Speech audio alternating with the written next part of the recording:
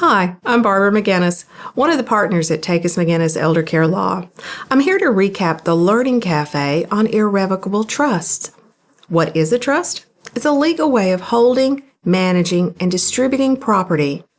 Irrevocable trusts are an important tool in the elder law and estate planning toolbox, especially when it comes to qualifying an older adult for Medicaid or veterans pension benefits.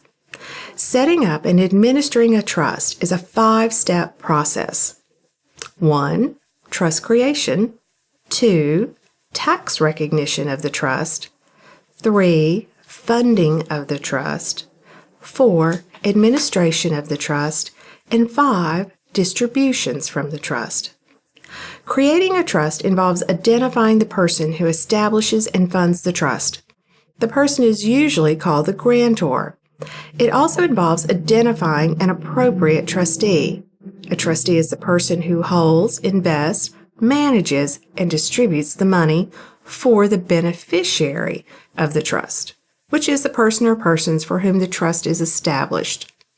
Once the trust has been created, a federal employee identification number, also known as a tax ID or EIN, is obtained from the Internal Revenue Service's website. Trust funds are invested under a tax ID number, not a Social Security number. Getting a tax ID number doesn't automatically mean the trust must pay income taxes. In practice, however, any income the trust earns is usually taxed to the beneficiary who would pay the taxes on that income. The trust may have to file a federal income tax return, but usually would not have to pay an income tax.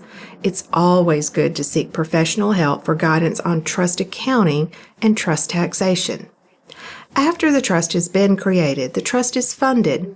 Typically, there are 2 sub-steps to the funding process. First, the grantors transfer his or her assets to the trustee, and second, the trustee accepts title to the assets.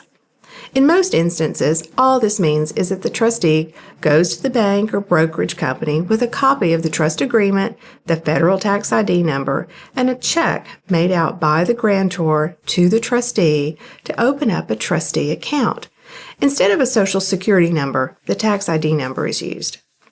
The next step in the 5-step trust process is trust administration, which involves the establishment, monitoring, and daily management of a trust fund.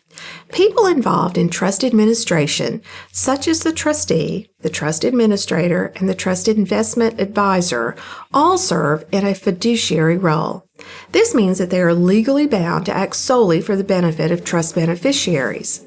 For large trusts, most trustees work with a record keeper, service provider, or a consultant to ensure that administrative duties are properly handled. It is also the fiduciary's responsibility to select the service provider and to monitor the service provider's performance to ensure that the trust is being administered correctly. For a small family trust, the trustee may do most or all of this work. Trustees must have a thorough understanding of their own fiduciary responsibility and potential liability. It is not a privilege or an honor to be a trustee. It is a job. The final step in the 5-step trust process is distribution. The way this is done varies based on whether you have an income-only trust or an asset protection third-party trust. If distributions are done incorrectly, it could jeopardize an older adult's eligibility for Medicaid or VA benefits. As always, it is important to seek advice from qualified professionals when establishing, funding, and administering trusts. If you have questions about trusts, Takis McGinnis may be able to help. Just give us a call.